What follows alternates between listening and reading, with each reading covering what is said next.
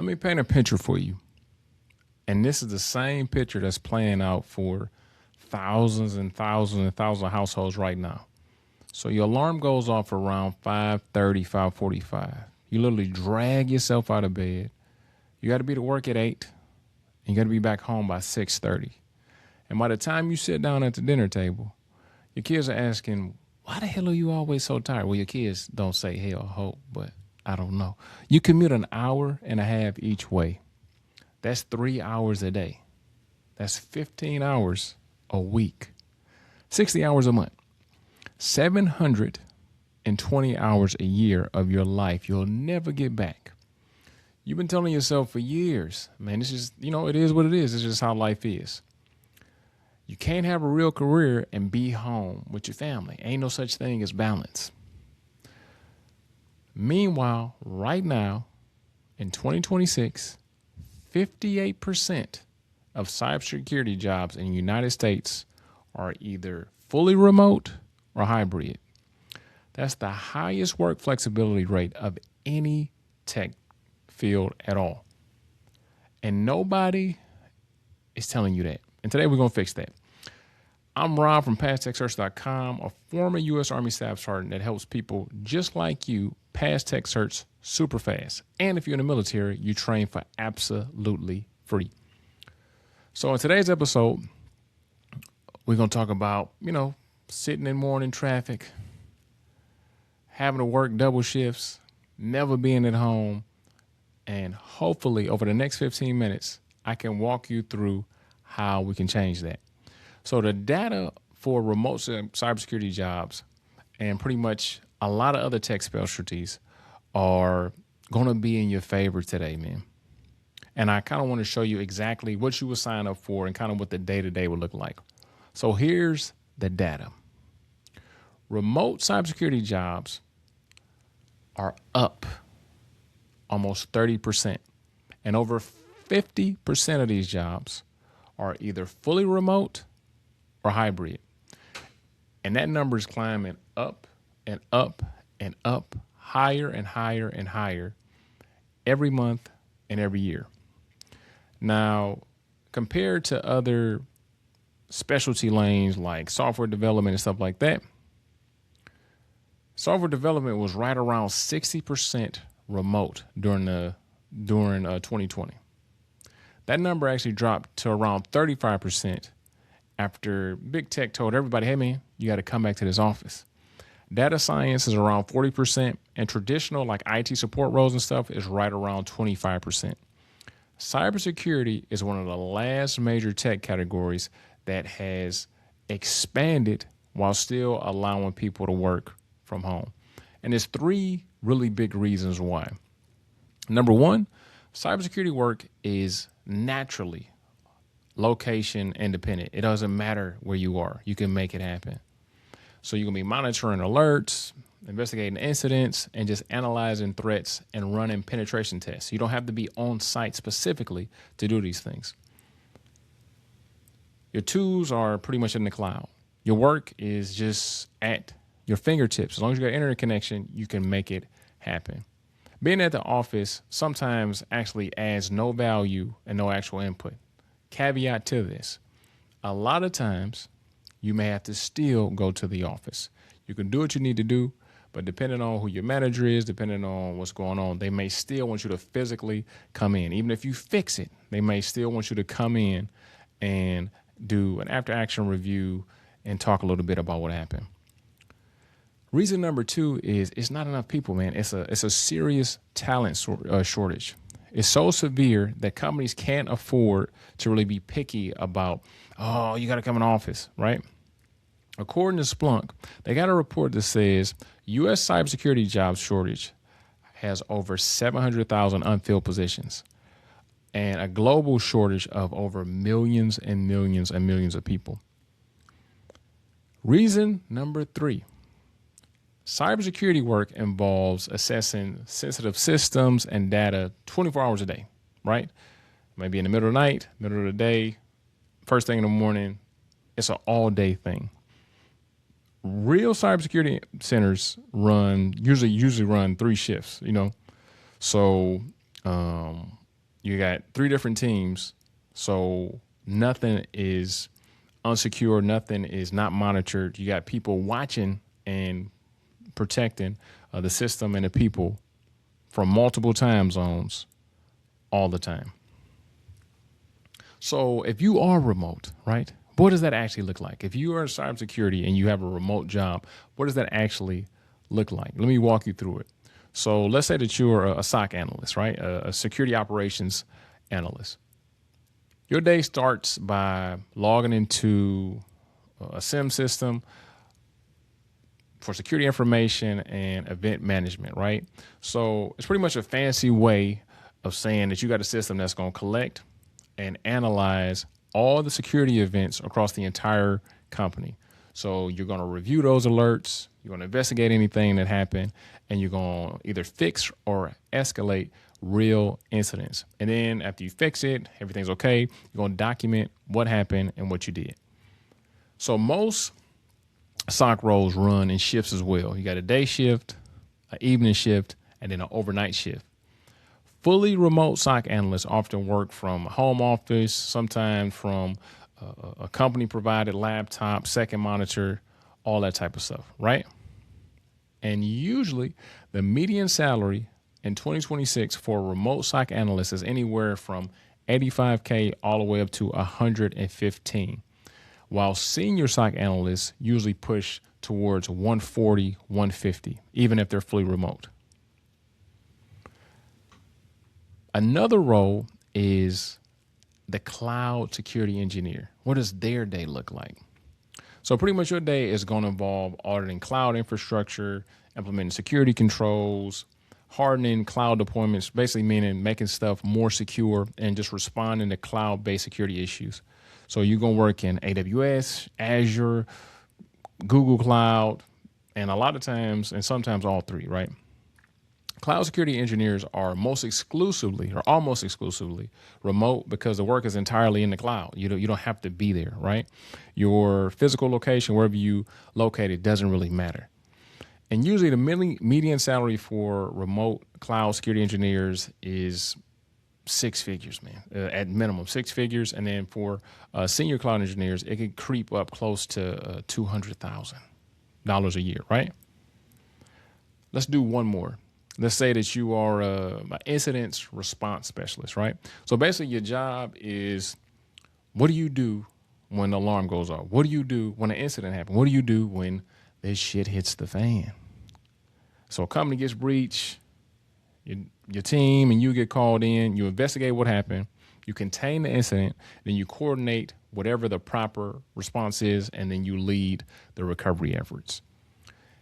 Incidents response work is cybersecurity can be stressful, right? But incident response is going to be the highest probably level of stress because it's going to be issues, and it's going to be everybody's going to be stressed out, everybody's going to be anxious, everybody's going to be worried, especially depending on how bad the breach was. Now, these guys, of course, make close to 6 figures and over 6 figures as well. So, what's the best way right now for you to position yourself for some of these opportunities, for some of the stuff we're talking about? How do you actually get these jobs? Everyone who currently works in one of these roles usually walked a similar path, right? Pretty much here's the structure. Step 1, get some type of foundational certification, whether it's A+ or something like that, but just something that opens the door to help desk, support, something that's probably going to pay maybe around $60,000, $70,000 a year, right? Because that's where most people are going to begin. Then after that, you can get a network-specific certification because cybersecurity is heavily dependent on networking. You have to understand networking. You have to understand networking. You have to understand networking to be good in any cybersecurity role, right? So you may get Network Plus, you may get CCNA, and this is where you learn like the underlying networking fundamentals that pretty much every cybersecurity role is going to require. Last but not least, you'll get a security-focused certification, Security Plus, CEH, CISP, something like that, right? Most likely you're going to get Security Plus out of those that I mentioned, because this credential is pretty much going to qualify you for entry-level cybersecurity roles, and then you can go up from there. Pretty much every remote SOC analyst position I've ever seen requires or prefers Security Plus. So those certifications, A plus, Network Plus, Security Plus, are more generalized, right? More general certifications. After that, you can move into specialization, right? So do you want to do blue team and get something like CYSA Plus, or do you want to do red team and get something like Pentest Plus? Do you want to be cloud focused and get AWS or Azure? Like, what do you want to do, right? So you go from generality to speciality, right? So usually the total timeline for someone going from nada to really, winning in tech, getting to that 80, 90 $1,000 mark is anywhere from 1 year to 2 years, right? Then after that, pretty much your earning potential is limitless. It's not 4 years and a degree. It's not 10 years and a lifetime of suffering. It's just 12 to 18 to 24 months. You can really make this happen, right? And during that 12 to 18 months, you're not just sitting on the sidelines. Once you have A plus, you can start working and not getting, a bullshit job, but getting a job making, like I said, anywhere from 60 to 70 to one of the highest students so far that had started their first job with A plus so far for us has been 85,000, right? Now, is that typical? No. Is it possible? Yeah, because one of our students did it, right? And another wonderful thing about this is once you get your first role, once you get that certification, you're literally getting paid to learn the rest of your job. All right. So pretty much you're a paid intern. Your first role, you need to look at it like this. I'm getting paid to learn what I don't know. I'm getting paid to figure out what my next step is, right? And you're actually going to be with other people. You're going to be people below you, people on the same path as you, and then people that are ahead of you, right? So one of the biggest things with this is that if 58%, right? 58% of cybersecurity jobs are remote. Why not you, right? Why can't you get one of these roles? Another thing I want to dispel is this. These roles aren't going to the smartest people, okay? That's one of the biggest things I want to tell you right now.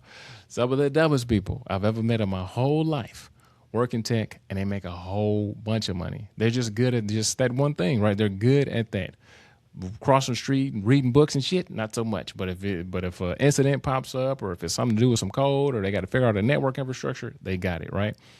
This is not genius level stuff. This is just somebody that stay disciplined, stay locked in, and do what they needed to do. Another thing is you're too old, right? So some people are in their 30s and they think they're too old to start a cybersecurity journey, a networking journey. Some people are in their 40s. Some people are in their 50s. If you are willing, right? If you are willing to do what you need to do, in a year or two, you can not only be working in tech, you could be working in tech, be certified, and be making anywhere from $75,000 to $100,000 a year, right?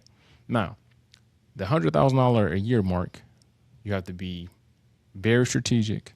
You have to be one of them ones. And if you understand what I say, when I say one of them ones, is that you have to be damn near the one. You have to be a very, very, very, very, very dedicated, very, very intelligent, very, very, well, not intelligent, very, very dedicated, very, very disciplined, and have a really solid strategy on how you're going to get to that six-figure mark, right? Another thing is you do not need a degree to make $70,000, $80,000, $100,000 a year, but you do need skills, and you definitely need certifications to make a serious amount of money. And another thing is this. Even though, this is the six-figure podcast, we're talking about, how to make a lot of money, how to make it happen. You don't have to make six figures, right? If 70K is comfortable for you, and your family can eat off of that and everything is good, cool. If you can make 90K and you're good, if you can make 50, whatever is comfortable for 50K. No, let me say 50K is not enough. I don't give a damn unless you are homeless.